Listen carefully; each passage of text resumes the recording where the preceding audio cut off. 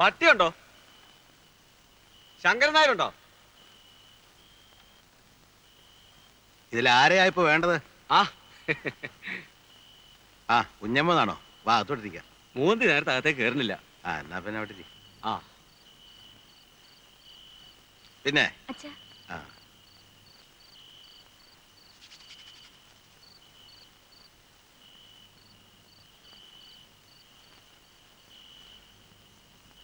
മോളല്ലേ?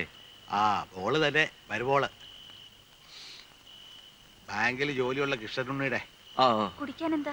ഒന്നും വേണ്ട, ഇപ്പൊ ചായ കുടിച്ചേ ഉള്ളൂ. പുറത്ത് മഞ്ഞ് വീണ അപ്പ തുടങ്ങും മൂക്കടപ്പും തുമ്മലും. ആ ഞാനൊരു കോളും കൊണ്ടാ വന്നിരിക്കുന്നത്. ആ ഹാജിയാരുടെ തടിക്കമ്പിയില്ല ഞാനിപ്പോ ഒന്ന് അറിയാവല്ലോ. ആ. മുതലാളി ഒരു പുത്തൻ കാറ് മേടിച്ചിരിക്കുന്നു.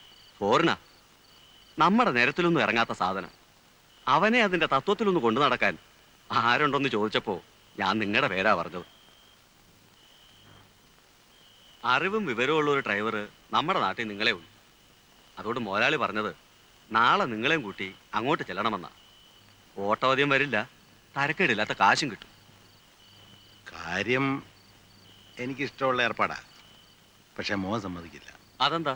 നമ്മൾ മോട്ടോർ വാഹനം ഓടിച്ചാ ജീവിച്ചതെങ്കിലും പിള്ളേരൊക്കെ വലിയ വലിയ നിലയിരിക്കുമ്പോ അവൻ സമ്മതിക്കില്ല. ഇന്നല്ലെങ്കിൽ നാളെ അവൻ ബാങ്ക് മാനേരാ. ആലോചിച്ചിട്ട് പറഞ്ഞാ മതി. ആലോചിക്കാനൊന്നുമില്ല, പിള്ളേര് സമ്മതിക്കില്ല. ഇവിടെ തന്നെ. ആ എത്രയായി? 10 രൂപ. 10 രൂപ? റെയിൽവേ സ്റ്റേഷൻ ഇവിടം വരെ 10 രൂപയോ? ഇത് എവിടുത്തെ കണക്കാ? എടോ ഇതിന്റെ മീറ്റർ എന്ന സാധനം ഇവിടെ. മീറ്റർ ഒന്നുമില്ല, 10 രൂപ. എടോ മീറ്റർ ഇല്ലാതെ വണ്ടി ഓടിക്കാൻ തന്നോട് ആരാ പറഞ്ഞേ? ന്യായമായ ചാർജ്. എനിക്കൂടെ തോന്നണ്ടേ? ഈ വണ്ടിക്ക് മീറ്റർ ഇല്ല എന്ന് എഴുതിയത് ഞാൻ കേറില്ലായിരുന്നല്ലോ. എടോ, എടോ. ഓ ഈ നാട് അടുത്തങ്ങ് നന്നാവുമെന്ന് ആരും പ്രതീക്ഷിക്കണ്ട. എന്തു പറ്റി? അച്ഛാ, റെയിൽവേ സ്റ്റേഷനിൽ നിന്ന് ഇവിടം വരെ വരാൻ ഓട്ടോറിക്ഷയ്ക്ക് 10 രൂപ. ആ 10 രൂപ ആകുമല്ലോ. 10 രൂപയോ? ഞാൻ നമ്പർ കുറിച്ച് വെച്ചിട്ടുണ്ട് ഓട്ടോറിക്ഷയുടെ. ഞാനൊന്ന് നോക്കട്ടെ. നീ എന്താ ഇന്നലെ വരാണ്ടിരുന്നേ? എന്റെ അമ്മ, ഞാൻ എങ്ങനെ വരും? ബസ് സ്റ്റാൻഡിൽ ചെന്നപ്പോ ബസിന്റെ സമയം മാത്രം എഴുതി വെച്ചിട്ടുണ്ട്, ഒറ്റ ബസ്സില്ല. നേരെ റെയിൽവേ സ്റ്റേഷനിൽ പോയി. ഏതോ അമ്മമാരുടെ ബന്ധു കാരണം ഒറ്റ ട്രെയിൻ ഓടുന്നില്ല. പിന്നെ ഞാൻ എങ്ങനെ വരും? നിന്നെ കാണാണ്ട് അച്ഛൻ ഇന്നലെ രാത്രി ഉറങ്ങിയിട്ടില്ല ഉണ്ണിയെ. പോയ കാര്യം എന്തായി? അത് പ്രത്യേകിച്ച് പറയേണ്ട കാര്യമുണ്ട്. എടി, എന്നെ കണ്ട ഉടനെ ചെയർമാൻ, എന്താ മിസ്റ്റർ കൃഷ്ണനുണ്ണി, ഇന്നും വല്ല കംപ്ലൈൻസും ഉണ്ടോ എന്ന് ഞാൻ ശരിക്കും തട്ടി കൊടുത്തു. ഇവിടുത്തെ മാനേജർ ഉണ്ടല്ലോ, അവനൊരു പാഠം പഠിക്കും.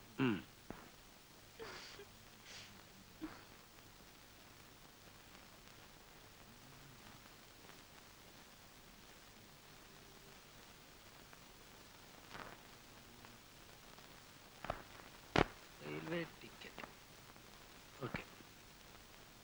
Bus charge, okay. ഓട്ടോറിക്ഷ, അയ്യോ 10 രൂപ, അതും ഓക്കെ. പക്ഷേ ഈ 3 രൂപ എവിടെ പോയി?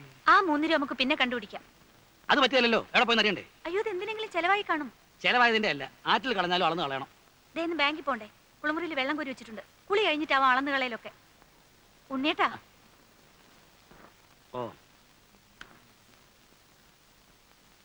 എന്നാലാ 3 രൂപ ഞാൻ അറിയാതെ പോകാൻ പാടില്ലല്ലോ.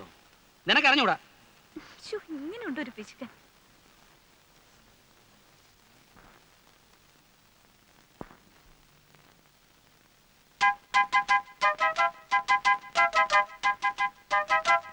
ഇവിടെ വാടാ, ഇങ്ങോട്ട് വാ. അവിടെ നിൽക്കാൻ. അമ്മേ, അമ്മേ, നടക്കാൻ അങ്ങോട്ട്, നടക്കാൻ. ഇത് കണ്ടോ, കുറെ നാളായി ഇവൻ ഈ പണി തുടങ്ങിയിട്ട്. എന്റെ ഈശ്വര, ഇതും തുടങ്ങിയോ? യവനെ ഇനിയിപ്പോ എന്താ ചെയ്യാ? അയ്യോ അമ്മ, ഇത് ഇന്നോ ഇന്നലെ തുടങ്ങിയതല്ല.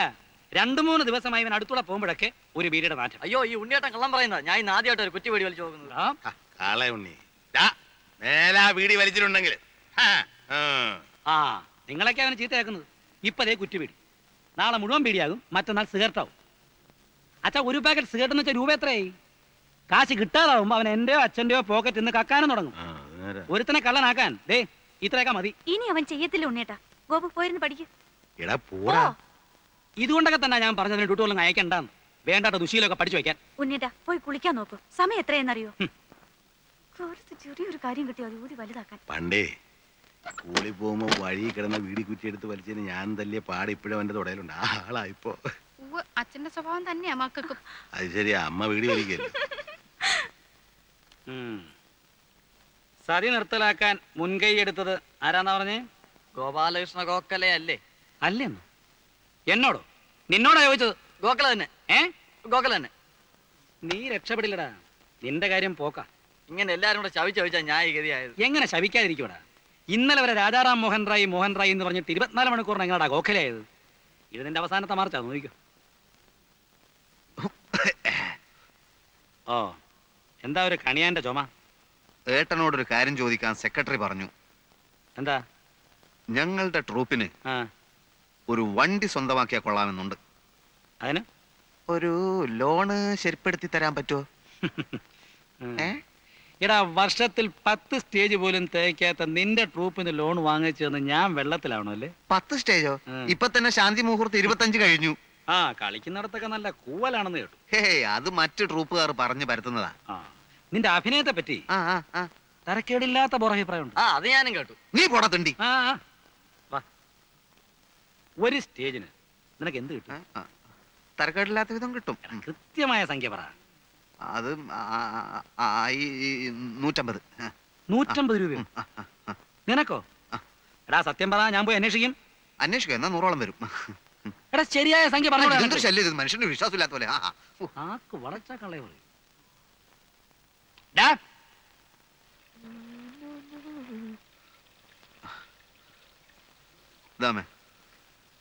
വച്ചടാ, ഇവിടെ ഇപ്പൊ വലിയ അത്യാവശ്യമൊന്നുമില്ല. കുഴപ്പമില്ല, എന്റെ ആവശ്യത്തിനുള്ളതൊക്കെ ഞാൻ എടുത്തിട്ടുണ്ട്. അടുത്ത സീസൺ ആവട്ടെ, ഞാനിവിടെ ഒരു കലക്കും. പല വലിയ സമിതിക്കാരും എന്നെ വിളിച്ചിട്ടുണ്ട്. മാസത്തിൽ 30 ദിവസവും കളിയുള്ളവര്. ഓ, മാസത്തിന് 30 ദിവസം ഉണ്ട്, എനിക്കറിയാം. നീ പോയി കുളിച്ചിട്ട് വന്ന് എന്നിട്ട് എന്തെങ്കിലും കഴിക്കാൻ നോക്ക്. എന്റെ അമ്മയെ, ഇന്നലെ വടകരയിൽ ഞങ്ങളെ നാടകം കാണാൻ ഒരു സിനിമാ പ്രൊഡ്യൂസർ ഉണ്ടായിരുന്നു. ഭാവി എന്താന്ന് പറയാൻ പറ്റില്ലോ, ചിലപ്പോ എന്റെ ചിത്രവും ചുവരന്റെ മേലെ വരും. ഓടാ, പോയി കുളിക്കടാ.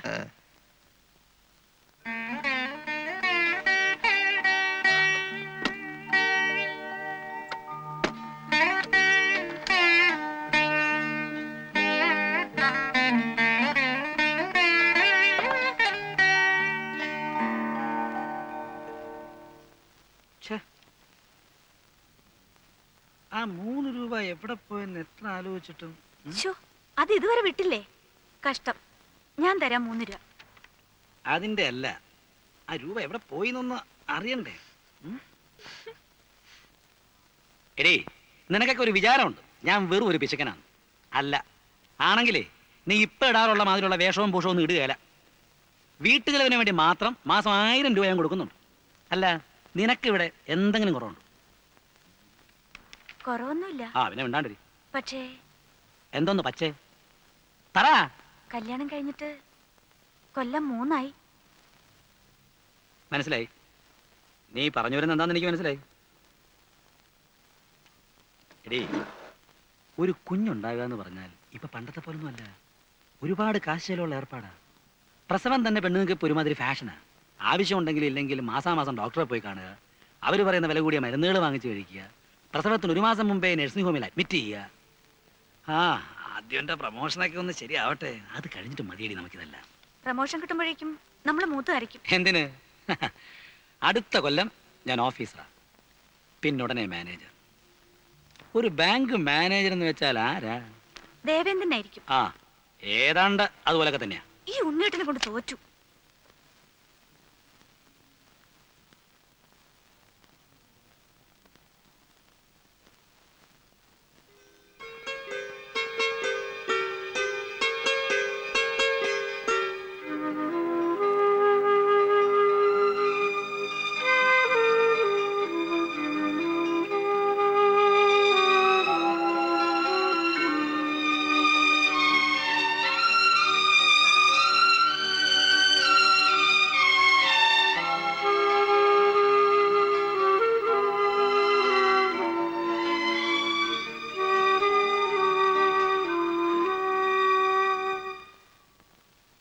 എടീ,